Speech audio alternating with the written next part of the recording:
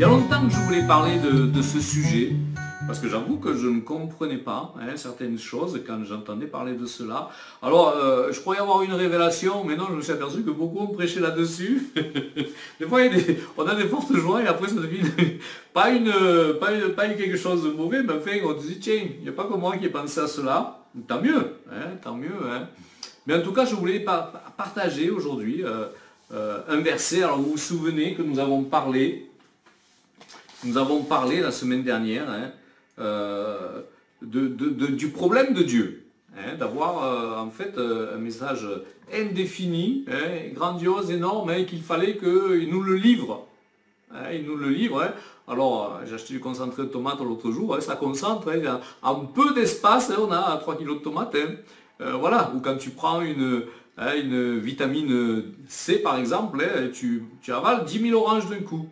Bien sûr, s'il te fallait le faire, les éplucher à la main et les manger tous les jours, voilà, je ne crois pas que tu arriverais tous les jours, mais il y a un condensé qui est là. Alors donc Dieu condense, comme je le disais l'autre jour, voilà, et il nous faut étirer, étendre, on a vu que étendre, comme étendre les bras d'un nageur, c'était aussi rechercher la parole de Dieu.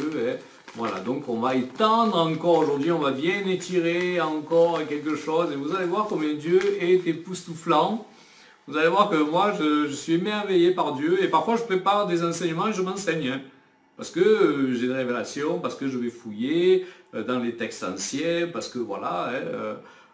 Donc, je suis émerveillé par Dieu, par sa parole, et je crois que même au ciel, on apprendra encore de ce que Dieu a voulu nous livrer dans sa parole. Et j'aimerais prendre un passage dans Ésaïe 41, au verset 14.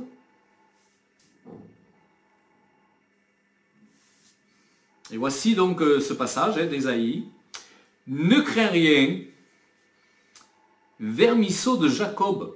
Moi, ça m'a toujours intrigué. Vermisseau de Jacob, faible reste d'Israël. Je viens à ton secours, dit l'Éternel, et le Saint d'Israël est un sauveur, est ton sauveur. Donc déjà, Dieu annonce dans ce passage qu'Israël a besoin d'un sauveur. Bien sûr, nous savons que c'est Jésus-Christ. Donc on va étendre ce passage, on va bien l'étirer pour bien voir ce que le Seigneur a voulu dire dans ce mot-là, dans ce vermisseau, qui est intriguant. Pourquoi on appelle Dieu vermisseau? Pourquoi on va appeler Jésus vermisseau? C'est pas honorifique, c'est pas quelque chose qu'on a l'habitude d'entendre. On entend toujours Dieu grand, Dieu puissant. Il y a plein de mots qui déterminent Dieu dans sa bonté, dans sa puissance, dans sa gloire, dans son amour, dans sa majesté. Et là, on le compare à un ver. Lui qui a tout créé. Moi, je suis émerveillé. Il a tout créé. J'aime bien regarder tout ce qui concerne l'astronomie, tout ça, et j'apprends sur les merveilles de Dieu. C'est phénoménal ce qu'on peut apprendre en regardant l'astronomie. Et puis là, on l'appelle vermisseau. Alors, on va étirer ce vermisseau. On va étirer ce vermisseau pour savoir ce que le Seigneur a bien voulu dire par là.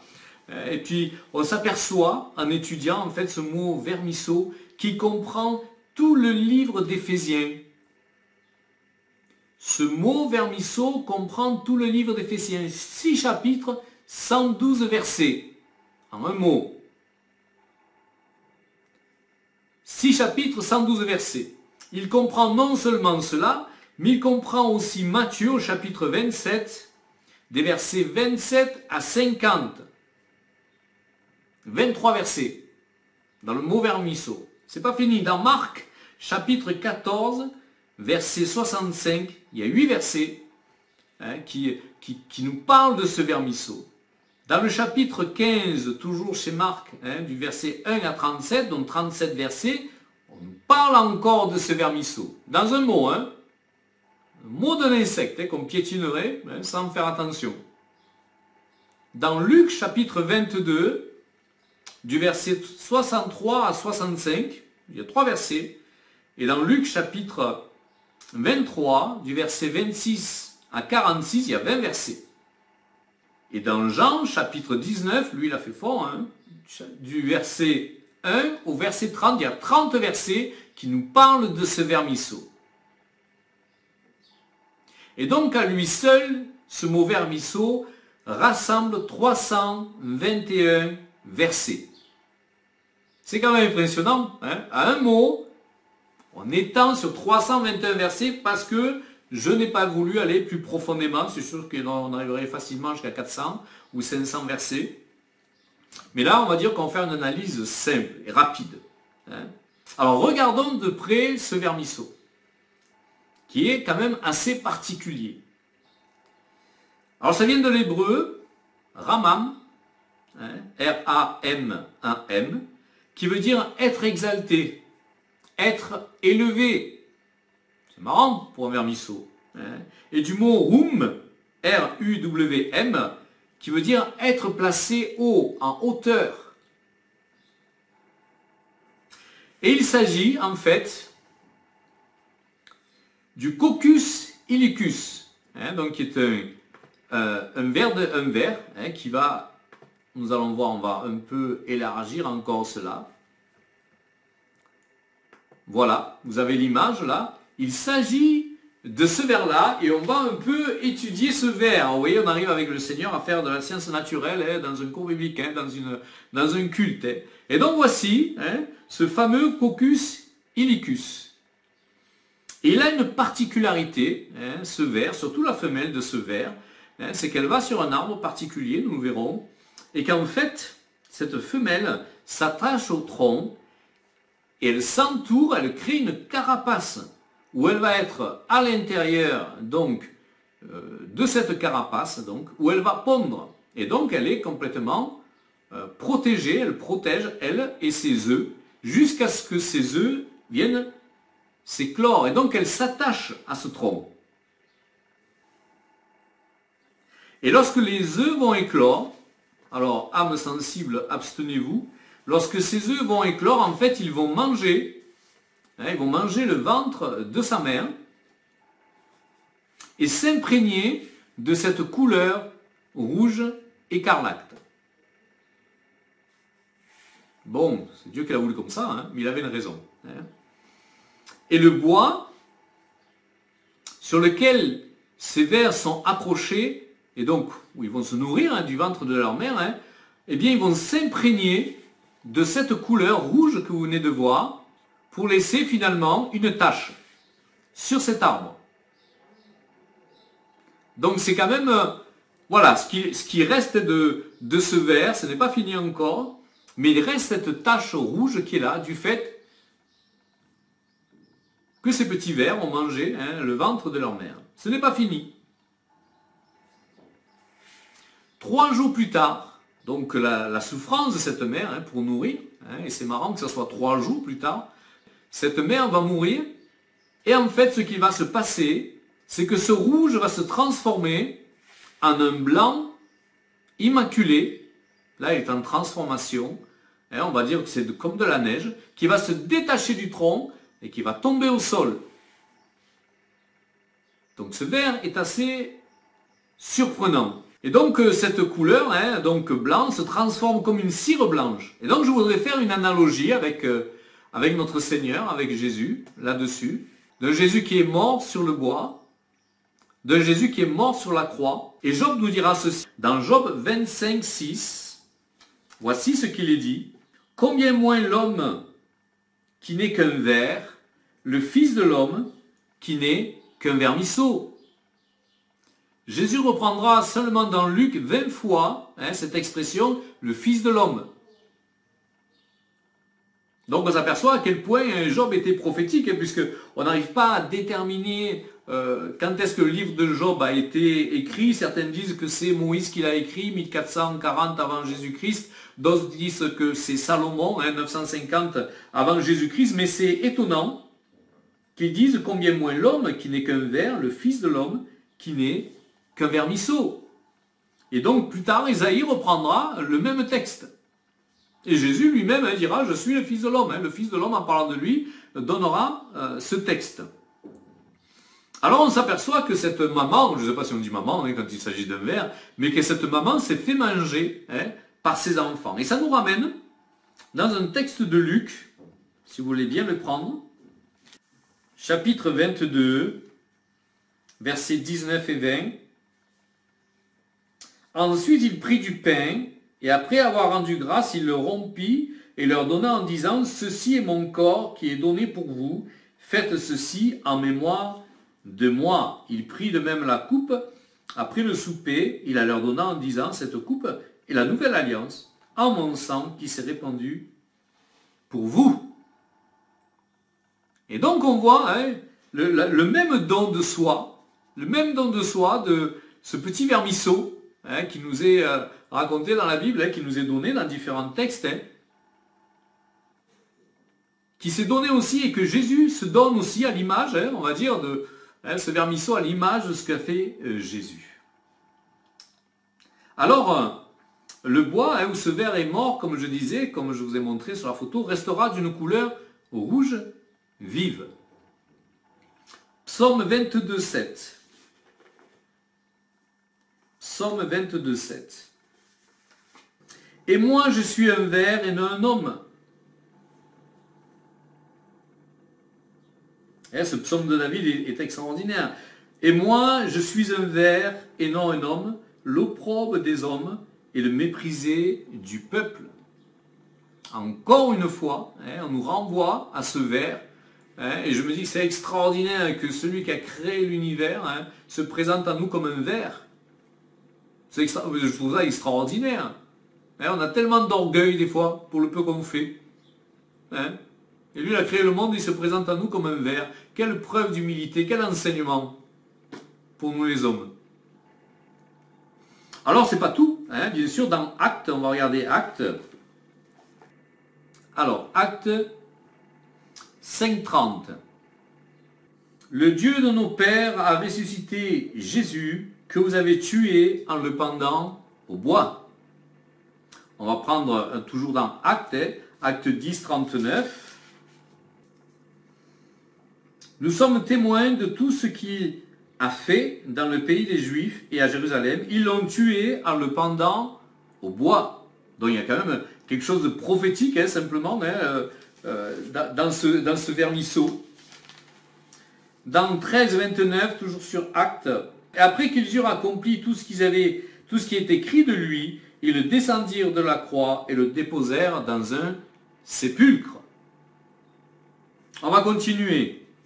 Galates 3, 13. Il y a des passages qui nous parlent. Pour ça, je vous dis plus de 300 versets et encore, je me suis limité.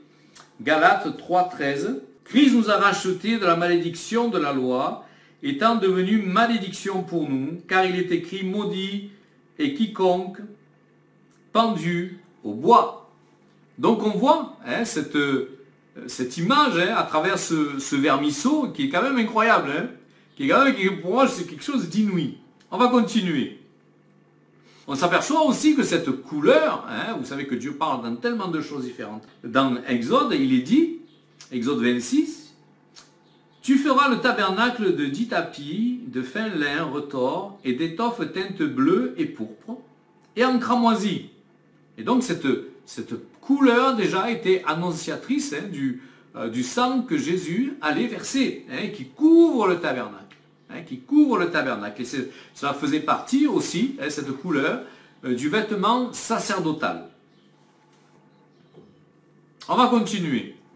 On peut dire que cette maman, cette mère, vermisseau, en fait, est montée librement sur le bois. Elle savait ce qu'il attendait en montant sur le bois pour nourrir ses enfants. Et Jésus dira dans Jean 10, 18, ma vie, personne ne me l'ôte, mais je la donne moi-même.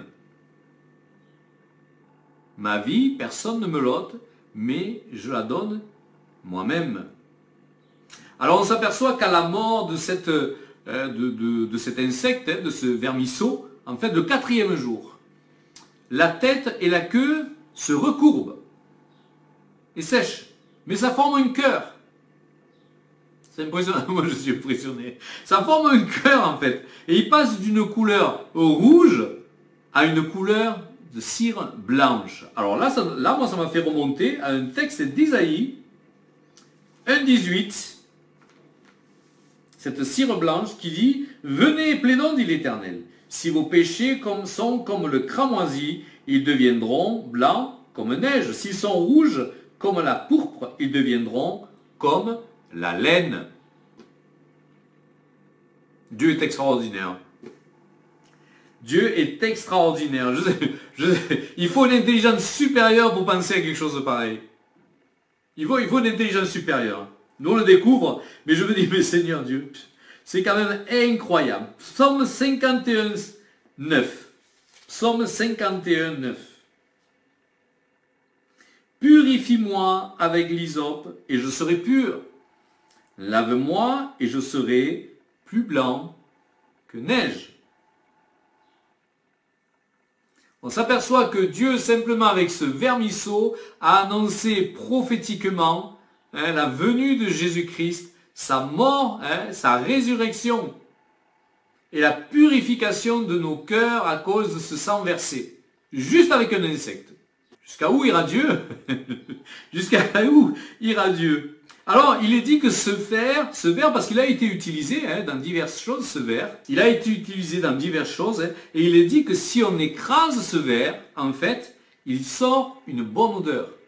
Alors, je suis allé à Éphésiens 5.2, où il est dit que c'est un sacrifice de bonne odeur, que Jésus est un sacrifice de bonne odeur. Il y a tellement de connotations, il y a tellement de ressemblances, qu'on comprend mieux pourquoi on l'appelle vermisseau de Jacob. On comprend et on peut comprendre pourquoi Dieu donnait un détail, une route à suivre, que ça faisait le Fils de l'homme. Le Fils de l'homme n'est qu'un ver. C'est incroyable.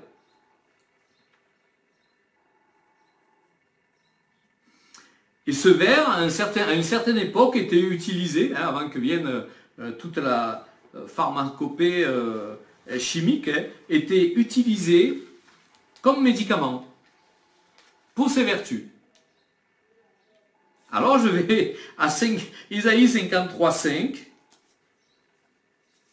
Il est dit ceci. Mais il était blessé pour nos péchés, brisé pour nos iniquités. Le châtiment qui nous donne la paix est tombé sur lui, et c'est par ses meurtrissures que nous sommes guéris.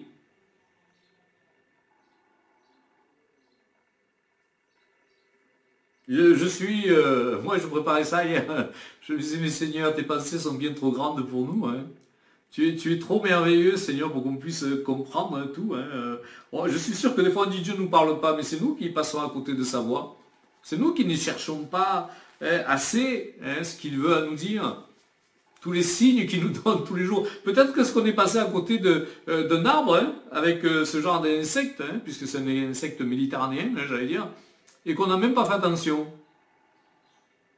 Ça n'a même pas été pour nous, voilà. Et pourtant Dieu était là, et Dieu voulait nous parler à travers cet insecte-là.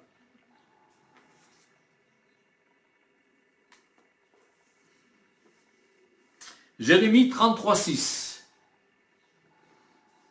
Voici, je lui donnerai la guérison et la santé, je les guérirai.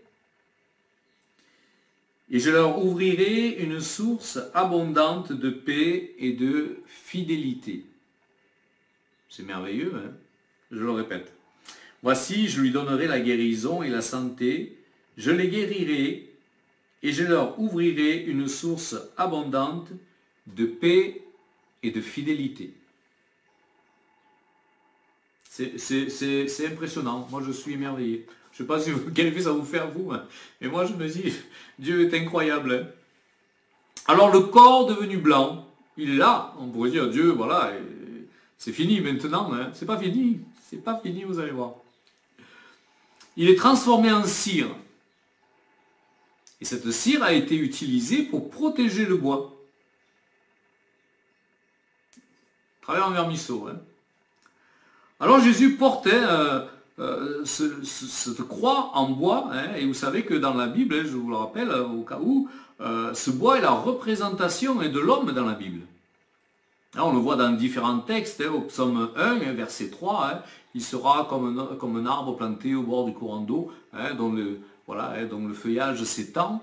Donc chaque fois que souvent, quand on parle de bois dans la Bible, on parle de l'humanité, on parle de l'homme. Et c'est pour ça que Jésus portait une croix en bois. Dans Matthieu 7, 17, tout bon arbre porte de bons fruits, mais le mauvais arbre porte de mauvais fruits. Plus loin, il est dit, il sera jeté au feu. Et donc on parle de nous là, hein, frères et sœurs. Voilà, il faut se sentir concerné. Hein. On n'est pas chrétien, voilà, on se connecte le dimanche et puis c'est fini. Non, il y a des fruits à porter. Hein, il y a des fruits à porter. Le Seigneur veut qu'on désire, qu'on porte des fruits. Hein. Alors Dieu protecteur, cette cire qui protège le bois. Dieu protecteur, hein, cette humanité hein, qui a accepté Jésus. Hein, et donc Dieu protège le bois à travers cette cire, on va dire cet insecte, ce vermisseau, cette image hein, de cet insecte qui protège le bois. Et on va voir que Dieu est aussi protecteur. Dans le psaume 37,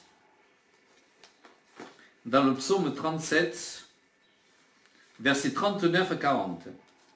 Le salut des justes vient de l'Éternel, il est leur protecteur au temps de la détresse. L'Éternel les secourt et les délivre, il les délivre des méchants et les sauve.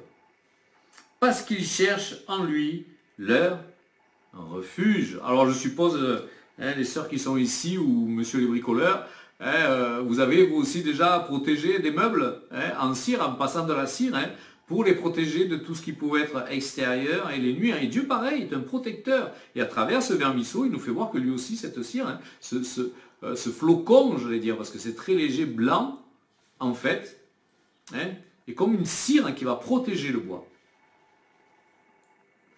Dieu ne voulait pas s'arrêter là. Il y a encore plein d'images qui sont là, de notre Sauveur, de son sacrifice, de ce qu'il représente pour nous.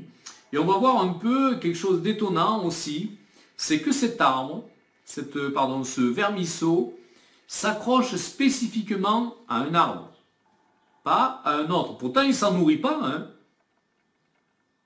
On pourrait dire qu'il va se nourrir du tronc, de la feuille, donc il s'accroche là pour... Non, pas du tout.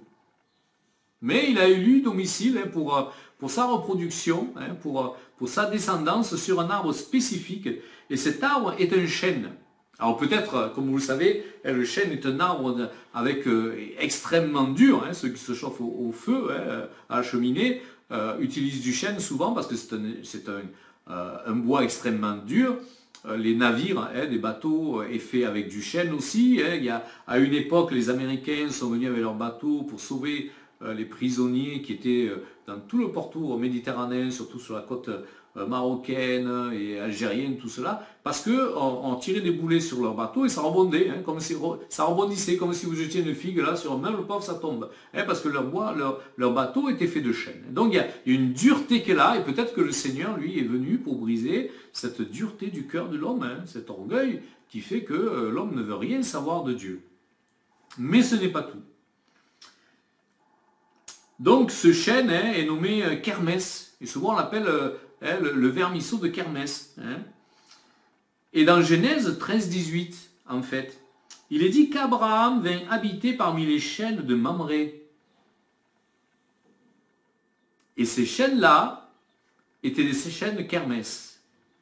Donc il reste encore un de ces chênes qui est là. Alors on dit que c'est le chêne d'Abraham. Alors qui sait, parce que c'était une forêt. On dit les chênes de Mamré, mais qui aurait 5000 ans. J'ai vu des photos, il est extrêmement vieux, sinueux, tortueux. À l'endroit exact où il est décrit dans la Bible qu'Abraham est venu planter sa tente. Donc il reste un de ces chênes-là, près d'Hébron, nous dit la Bible. Et c'est dans ce lieu, en Genèse 18:1, où l'Éternel lui apparut parmi les chênes de Mamré. Dieu savait ce qu'il faisait en apparaissant dans cet endroit-là. Lieu où Abraham planta sa tente, nous précise la Bible. Et c'est l'épisode où Abraham reçoit les 3 anges. Vous connaissez l'histoire, les anges arrivent et Abraham va apprêter un veau, des pains. Il leur lave les pieds et reçoit la promesse qu'il aura un fils et qu'il sera une grande nation au milieu de ces chênes. Chênes où, je vous le rappelle, où le vermisseau seul vient spécifiquement sur ces chênes-là. Et je vous rappelle que le vermisseau est un insecte, ce vermisseau-là, du Méditerranéen. Et donc c'est le moment aussi où l'Éternel dit que cacherai-je à Abraham Parce que je cacherai à Abraham ce que je vais faire, donc en parlant de Sodome et de Gomorrhe. Et donc c'est sous l'ombre d'un arbre, au pied de cet arbre-là, de ce chêne, que d'une manière prophétique, certainement, un vermisseau les vermisseaux étaient déjà posés sur ces chênes-là. Et la promesse que font les anges, et on sait bien que ces anges, c'est le Père, le Fils et le Saint-Esprit, et la promesse que font ces anges à Abraham sont faits en fait devant un chêne qui porte déjà ce vermisseau et qui a laissé déjà sa traînée rouge sur l'arbre, annonçant déjà que cette promesse serait là à cause de la mort de Jésus-Christ, à cause du fait qu'il laverait nos péchés et qu'il serait notre protecteur, notre médicament. Et c'est sous un chêne, en face d'un chêne comme cela, que les anges sont venus apparaître. Extraordinaire. Je me dis, c'est extraordinaire. Cette préfiguration du Messie. Moi, je me plais à imaginer un chêne derrière moi, les 3 anges qui sont là, donc derrière eux, ce chêne qui est là, et puis ce vermisseau, cette trace de sang, et ces 3 anges qui parlent là, qui font cette promesse. Et certainement qu'Abraham n'a pas fait la relation, ne savait pas ce qui se passait là, mais Dieu déjà parlait à l'humanité. Dieu déjà parlait à son serviteur. Ce n'est pas fini. Galates 3,16. Or, les promesses ont été faites à Abraham et à sa postérité. Nous sommes cette postérité d'Abraham. Galates 3,18.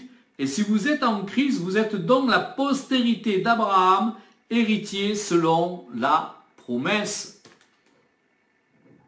Et donc sous ces chênes kermès, là où ce vermisseau vient mourir, laissant une tache rouge, ce sang, préfigurant la mort de Jésus-Christ sur le bois, là Abraham a reçu la promesse et nous en fait déjà l'héritier. Et nous en sommes héritiers. Par le sacrifice de Jésus-Christ. C'est impressionnant, Moi, je suis stupéfait, émerveillé. Je ne saurais pas quel qualificatif donner à Dieu par ce qu'il peut faire. Mais il n'en a pas fini là. Si le Seigneur me dit, c'est là. Mais je crois qu'il n'a jamais fini. Moi, c'est ce que j'ai compris là. Mais certainement qu'il y a d'autres choses à comprendre encore que je n'ai pas, reçues. Mais dans Romains 1,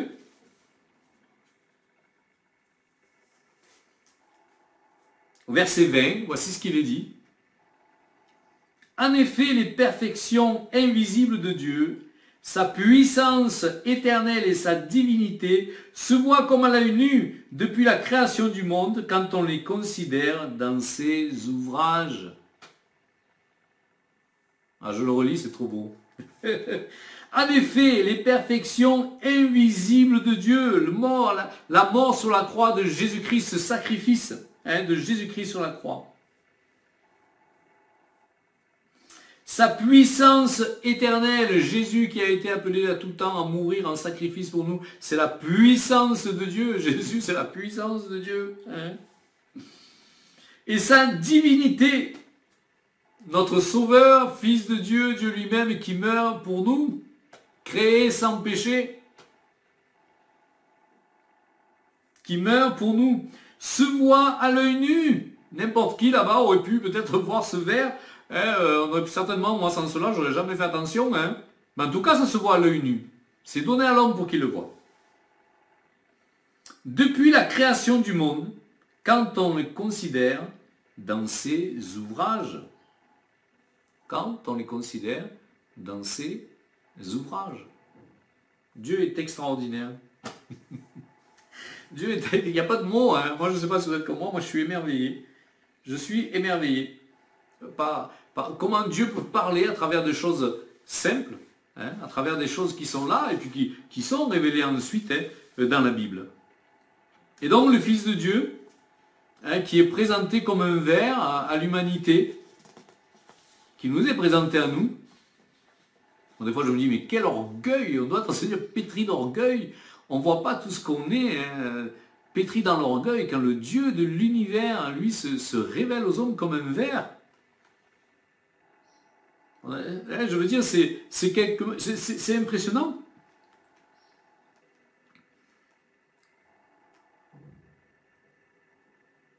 Alors est-ce qu'on se laisse dépouiller à notre tour, hein, de tout ce qui fait notre valeur, comme Jésus?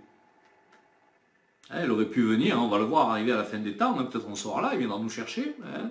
Peut-être ce ne sera pas le temps, mais en tout cas un jour on sera devant lui et on va voir sa grandeur, sa majesté, sa puissance. Ouh, je ne sais pas si on pourra rester debout. Il y a une chanson comme ça américaine qui dit: Seigneur, je ne sais pas si ce jour-là je vais chanter, je vais danser, je serai à tes genoux, je serai en pleurs, je serai dans la joie, je ne sais pas. Il y a tellement de réactions qu'on peut avoir devant ce Dieu incroyable qui est venu nous chercher. Alors ce ver, hein, qui se laisse manger, l'image de Jésus, hein, écrasé. Jésus a été moulu, hein, on peut dire qu'il a été moulu entre tout ce qu'il a vécu, hein, la couronne d'épines, les flagellations, la crucifixion, les douleurs, hein, d'avoir porté la croix, la douleur émotionnelle, hein, la douleur à l'intérieur de son cœur, d'avoir été abandonné par le Père, d'avoir été trahi par tous les siens et par ce peuple, hein, qu'il est venu chercher. Hein, donc il a été piétiné, hein, qui porte encore du fruit. Il porte encore du fruit de nos jours. Et qui est encore un sacrifice de bonne odeur. Qu'est-ce qu'on pourrait rajouter? La question est, que sortirait de nous, que sortirait-il de nous, si nous étions nous aussi piétinés, écrasés, moulus, comme ce vermisseau? C'est la question qu'on peut tous se poser, que je me pose moi aussi. Hein. Qu'est-ce que si demain se lève une persécution extraordinaire en France, hein, et puis que nous soyons pris dans cette persécution, alors tu es chrétien? Tu dis oui, tu dis non. Qu'est-ce que tu dis à ce moment-là, hein? Tu sais que, et il était facile à l'époque, hein, après la mort de Jésus-Christ, hein, quand il y a eu cette grande persécution qui s'est levée, c'était pas compliqué. Hein, est-ce que tu es chrétien? Tu vois, où les chrétiens s'interdisaient de saluer le Ave César. Hein? Non, non, moi j'appartiens à Jésus, allez hop, aux arènes ou alors sur le poteau. Hein. Donc voilà, hein. Et qu'est-ce qui sortirait de nous si nous étions moulus, écrasés? Est-ce qu'il sortirait un sacrifice de bonne odeur? Comme on a entendu parfois, hein, ces chrétiens ou chrétiennes, hein, qui étaient dans des arènes, hein, mangés par les lions et qui chantaient, hein, les louanges à Dieu, et il est dit, je ne sais plus quelle sainte, hein, je crois que c'est Sainte Blandine, que les lions se sont assis autour d'elle et qu'elle continuait à adorer le Seigneur et les lions ne la mangeaient pas. Hein? Voilà le sacrifice de bonne odeur. Hein? Même les lions, hein, comme pour Daniel, hein, sont restés là, pour les amis de Daniel, sont restés là sans rien faire. Hein? Alors voici la question. Hein?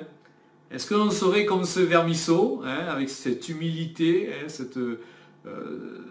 cette grandeur d'âme, d'esprit, hein? Alors Jean 12, 24 nous dit: si le blé qui est tombé en terre ne meurt, il reste seul. Mais s'il meurt, il porte beaucoup de fruits.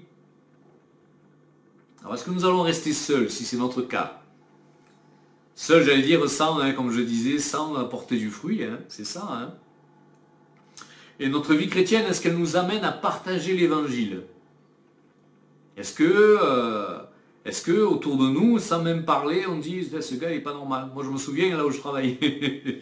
Des fois je rentrais d'une façon impromptue dans une pièce, on était en train de parler de moi. Il est bizarre ce gars, il n'est pas comme nous. Ça faisait 3 ou 4 jours que j'étais avec eux. Hein. Je n'avais pas parlé de Jésus. Hein. Mais déjà, ils voyaient que j'étais étrange, quoi. Hein. Il est bizarre ce gars. Hein. Mais c'est pas parce que je riais pas et que j'étais dans mon coin, hein, la mine triste, hein. Vous avez vu le tempérament que j'ai. Hein. Mais j'étais bizarre pour eux. Il y a quelque chose de spirituel, hein, qui se connecte. Hein. Il y a quelque chose de spirituel qui se connecte. Et eux voient bien qu'il y a quelque chose qu'eux, ils n'ont pas. Et bien sûr, c'est le Seigneur Jésus. Hein. Et donc, est-ce qu'on partage cette foi? Hein, donc, c'est étonnant. Hein, moi, je relisais Marc 4 hein, et Luc 8, hein, où on nous parle de la parabole du semeur. Les deux nous parlent de la parabole du semeur, mais les deux n'en parlent pas pareil. Et Luc nous dit hein, que la parole est piétinée, mangée par les oiseaux. Hein, elle est séchée, étouffée par des épines. Il y a mort de la parole. Et là, on s'aperçoit que ceux qui ont reçu la parole, hein, dans ce qu'il est dit là, et on s'aperçoit que la personne qui a reçu, en fait, elle a quitté. Ça ne l'intéressait pas. Hein, elle a fait une expérience, elle est venue voir. Vous savez ce qui est d'étonnant? Et puis cette personne-là avec qui je travaille, là, que je vois, donc a ressuscité 15 morts. juste en soufflant sur eux. Il a ressuscité 15 morts. Et bien dis donc, tu veux pas me souffler dessus? et donc, il me disait le plus incroyable dans tout ça, il me disait, il y en a qui ont ressuscité des morts, j'en connais 2, ils se sont levés, ils sont allés fêter ça en boîte de nuit. Hein, c'est un peu l'histoire des lépreux. Ils étaient lépreux, ils sont guéris, et il n'y en a qu'un qui revient vers Jésus. Et on peut dire, hein, la parole là, et pourtant le gars, tu n'as pas besoin d'expliquer la résurrection, il a vécu, hein, il était là, il a vécu. Hein. Et bien les gars, ils m'ont fêté ça en boîte de nuit. Le cœur de l'homme est dur, il est comme ce chêne. Hein. Il est comme ce chêne. Hein. Le cœur de l'homme est dur, hein. Je me mets dans le temps, hein. Je ne veux pas passer pour quelqu'un qui n'est pas dur. Hein. Combien dur, dur parfois comme un linge mouillé hein, qu'on veut essorer. Là. Voilà, Dieu nous essore, il nous essore, il nous essore, il nous essore. Hein. Alors, dans ce passage-là, hein, dans Luc nous dit, lui, que c'est comme ça. En fait, les gens, ils sont partis. Mais Marc nous parle de cela, de ce passage, dans chapitre 4, au verset 18, il nous parle d'une séduction, hein, de convoitise, qui la rende infructueuse. C'est différent. Ça veut dire que tu es toujours chrétien, mais il y a une séduction sur toi, qui rend cette parole, hein, qui rend cet épi de blé infructueux. Alors moi, ça me laisse penser qu'on peut être chrétien et ne pas porter du fruit. Oui, tu as tout, hein, le protocole chrétien, tu as les bonnes paroles, tu as le bon vocabulaire, tu as la belle Bible, voilà, tu as ton beau costume pour aller à la messe évangélique du dimanche, mais tu n'as aucun fruit. Tu es sauvé pour toi-même.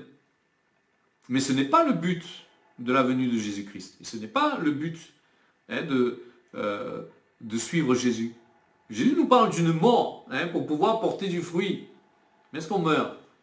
Alors je dirais chacun à son rythme. Hein. Ne vous affolez pas si vous dites oui. Non, chacun à son rythme et avec la possibilité qu'il a de sortir parfois dans ceux qui peuvent nous tenir captifs. Et là, ce n'est pas le fait de refuser l'évangile, hein, ce n'est pas le fait de refuser la mort, c'est le fait qu'il y a une mort qui est là, mais on aimerait porter du fruit, on ne peut pas. On est bloqué par certaines situations de notre vie, ou style de pensée, ou quoi que ce soit.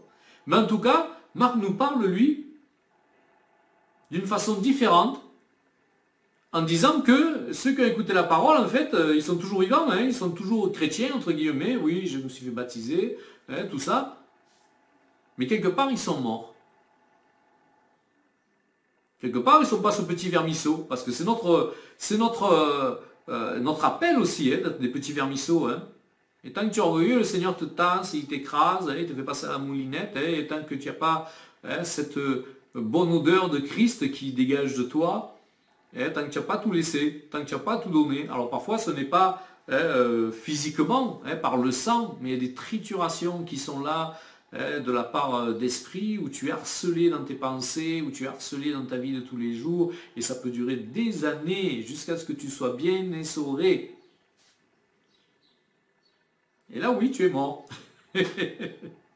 Alors, moi, je me pose la question, hein, parce que je me dis, c'est pas de l'ivraie. Hein, Jésus, parfois, fait la différence. Il y a de l'ivraie et il y a le bon grain. Ça se ressemble, mais c'est pas. Mais l'ivraie, ça restera de l'ivraie. On n'en mangera jamais. Mais le bon grain, c'est et là, dans Marc, hein, c'est ce chrétien, en fait, qui porte aucun fruit. Et il y a une séduction. Et la séduction, c'est pas toujours ce qu'on croit. Hein. Pour les hommes, une jolie femme. Pour les femmes, je ne sais pas, dans la sécurité avec de l'argent et en épousant un homme riche, je ne sais pas, je dis des bêtises, hein, chacun, voilà. Mais, en tout cas, il nous dit, il y a quelque chose qui est là, qui va bloquer l'évangile dans ta vie. Alors, j'ai reçu une vidéo dernièrement, là. J'étais quand même, je me suis dit, quand même, il y en a qui sont incroyables. Hein. Une mamie de 94 ans qui prêche à Paris devant une gare, avec le micro hein, et le haut-parleur, hein, 94 ans. Et elle prêche à tout le monde de Jésus. Alors elle est d'origine maghrébine, hein, ça se voit, hein, comme elle est habillée, son accent. Elle est d'origine maghrébine, c'est encore plus mauvais pour elle, hein, parce que tu es sûr qu'il passe d'Algérie, il insulte, hein, il passe des Marocains ou des gens qui sont dans l'islam, il insulte. Et elle prêche à le micro. 94 ans la mamie. Non mais c'est beau. C'est tellement difficile de faire sortir les chrétiens dans la rue pour parler. C'est tellement difficile.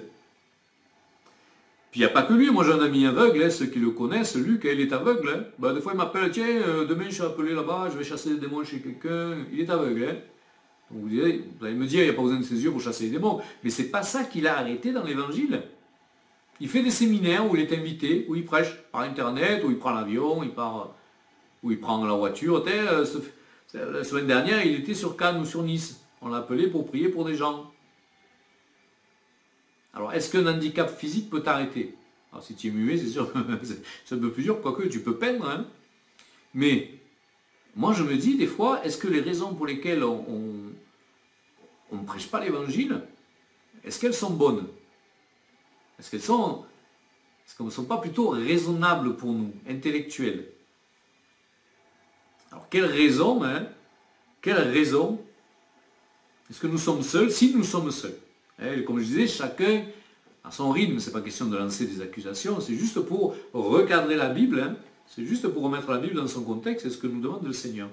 Alors quelles raisons, quelles excuses font qu'on ne le fait pas? Quelle forteresse en nous font que nous ne faisons pas ça, hein, que nous ne donnons pas tout ce qu'on a pour que les âmes soient sauvées? Quelle forme de confort avons-nous peur de perdre? Il y a un confort quand même, hein. On est bien ici, hein, en Europe. Hein. Quand même un certain confort. Hein. J'avais vu une vidéo aussi, là, ils doivent être au Pérou, les gars, ou un pays comme ça. Hein. Et le gars, il a un haut-parleur. En fait, il a une grosse batterie sur le dos. Et il y a un enfant avec lui, et pareil, l'enfant a une grosse batterie dans le dos. Un espèce de gros haut-parleur sur la tête, et il passe avec un micro dans les rues, et il passe dans un chemin de campagne, et il y a une ferme sur la gauche, et le gars il sort avec un bâton, et il commence à battre le gars. Va-t'en d'ici, on ne veut pas entendre ton évangile. Et lui, vas-y, tu veux battre, vas-y, continue. Bats-moi, mais moi je continue à prêcher. Et le mec il le bat, et lui continue à prêcher. Ah, je me dis, mais allez, vas-y, continue, toi et ton diable, lui disait, vas-y, continue, bats-moi, hein, mais moi je vais continuer à prêcher, parce que c'est à ceux qu'on m'a appelé le Seigneur. Et puis le gars, il a marre de le battre, il s'en va. Et lui, il continue. Alors, est-ce qu'on a ce cœur? Est-ce qu'on a ce cœur? Est-ce qu'on a tout donné? Ou est-ce que, voilà, par nous-mêmes, hein, si tu peux pas, c'est une chose, hein, pour X raisons. Alors, quelles sont nos peurs? Je veux dire, quels sont nos amours? Hein, quels sont nos amours qui font qu'on ne peut pas ou on ne fait pas? Nos ambitions matérielles. Ah, je peux pas, il me faut travailler tout le temps. J'ai pas le temps pour l'évangile. J'ai pas le temps. Quels esprits, on peut dire, hein, qui font que, parfois, on ne porte pas de fruits. Mais surtout, la vraie question, c'est comment changer cela? Bon, si tu ne l'as pas fait jusqu'à maintenant, mais Seigneur, pardon, maintenant je veux le faire. J'y vais à fond. Hein. Voilà. Et bien sûr, c'est pas, c'est un cœur à cœur. Mais si on a compris le cœur de Dieu, et à notre rythme et à notre façon, on va porter l'évangile du Seigneur. Alors, il y en a, c'est tonitruant. Hein. Regardez, Paul, il reçoit le Saint-Esprit, la vision du Seigneur. Bon, la Bible ne nous dit pas clairement, mais il reste 3 ans en Arabie où il a toute la révélation de l'Évangile et puis il revient, et puis on sait quel homme ça a été. Et puis ce pasteur avec qui je travaille, lui, il est pareil. Hein. Là, il était en train de se faire opérer. De son lit d'hôpital, il était en train, le lendemain de l'opération, en train d'organiser des évangélisations dans le monde entier. Bon, mais, alors bien sûr, il nous faut regarder toujours des personnes qui peuvent nous servir d'exemple et qui peuvent nous faire avancer, bien sûr. Hein. Mais en même temps, il y a ce petit travail quotidien. Hein, il y a ceux qui vont amener des foules. Mais ces foules, quand elles sont dans le stade, 100 000, 200 000, 500 000 personnes, hein, il y a bien quelqu'un qui est allé leur parler à ces gens-là. Et c'est dans la rue, dans le contact, que ça a été fait. Ça ne se remplit pas tout seul, un stade. Hein. Il y a bien quelqu'un qui est allé inviter, il y a bien quelqu'un qui a dit viens, je t'amène, il y a bien quelqu'un qui est allé... Hein, mais ça aussi, c'est notre travail. Hein, si on ne remplit pas des stades, au moins d'aller... voilà, quand on peut, et quand on sent vraiment la puissance, l'onction du Saint-Esprit qui est là, et c'est jamais un travail inutile. Ce n'est jamais un travail inutile. Et moi, je suis venu au Seigneur par un magnétiseur. Hein, où j'avais plein de manifestations de démons dans ma chambre, hein, et donc j'avais un pote qui était magnétiseur, il parlait avec les morts, enfin, il avait toute la panoplie quoi. Hein. Et il m'a dit, ah, ben, bon lui au bout d'un moment, il a dit, ben, écoute, je vais t'amener dans un truc là. Pareil qu'il y a des guérisons, il parle de Jésus. Bon voir, hein.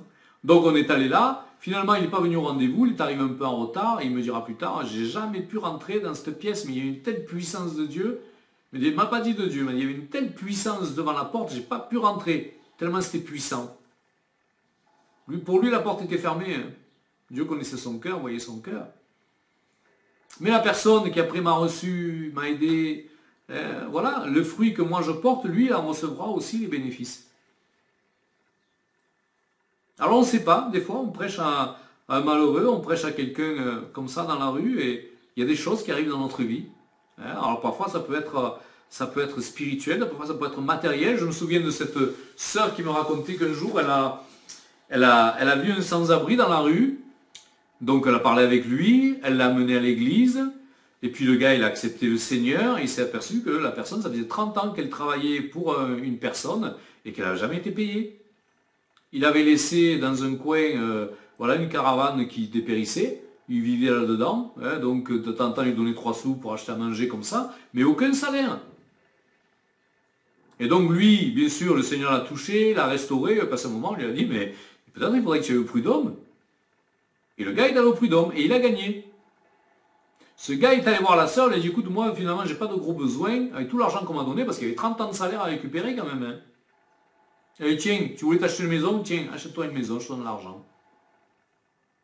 Alors Dieu parfois a des façons de faire hein, que. Alors c'est sûr que cette fille n'a jamais pensé ça, hein, c'était le cœur hein, de l'âme et l'âme de la personne qui l'intéressait, mais Dieu parfois a des façons de faire hein, où tout ce que tu sèmes, tu auras un bénéfice. Que ce soit ici-bas ou que ce soit là-haut. Il y aura un bénéfice pour toi. Alors voilà, c'est un peu ce que je voulais vous présenter aujourd'hui, la science et l'intelligence de Dieu, hein, qui n'arrête pas de nous surprendre à travers sa parole. Hein, et on a besoin de se plonger dans la parole, hein, non pas d'une façon automatique. Hein, des fois, moi j'essaie, tous les jours je lis la Bible, hein, ou j'essaye, hein, et des fois, je me suis mis... voilà, tant de chapitres par jour. Alors des fois j'ai un gros retard à te rattraper. Hein. Alors tu lis un peu plus vite. Hein. Il y a des choses qui t'échappent. Hein. Mais quand tu es là et que tu la savoures, que tu pèses chaque mot, que tu essayes de définir un peu qu'est-ce que Dieu a voulu dire là. Et qu'est-ce que ça veut dire exactement. Hein, c'est comme un bonbon. Tu suces une fois, puis tu restes le bout dans la bouche, et puis tu regardes le bonbon. Et tant qu'il n'est pas fini, hein, tu as envie de... Hein, voilà, hein, je ne sais pas si vous êtes comme moi. Hein. Mais tant que même si c'est bon, au bout d'un moment, tu as non, ça ne fait rien. Il faut aller jusqu'au bout. Quoi. La Bible, c'est pareil. Si tu y prends goût, tu n'arrêteras pas. Hein. Voilà, donc on va prier, si vous voulez bien. On va prier le Seigneur. Hein, pour qu'on soit ces vermisseaux. Nous aussi, je me suis habillé en rouge en plus, je ne veux pas faire attention. Hein. Mais qu'on soit ces vermisseaux du Seigneur. Là, on a besoin, nous aussi, peut-être de passer à la moulinette. Hein. Mais en tout cas, de tout donner, de se dépouiller d'absolument de tout. Hein. Et puis parfois, Dieu nous le demande, et parfois ce sont les circonstances qui le font. Hein. Regardez, pendant la guerre, hein, cette guerre d'Ukraine, là, les gens, ils partent, ils n'ont plus rien. Je me dis, mais quelle situation catastrophique. Quelle situation catastrophique. Et moi, je crois qu'avec la persécution qui vient en France, ça va faire du bien à la France, ça va faire du bien aux chrétiens. Hein. Un bien spirituel fou. Oui, il y aura des souffrances, oui, il y aura manque de confort, oui. Mais en même temps, je pense qu'il y a quelque chose qui va venir sur nous que nous ne vivons pas maintenant. Et que nous avons voulu, désiré, prié. Mais on avait encore trop de choses à lâcher. Et c'est pour ça que ça ne venait pas. Donc on va prier.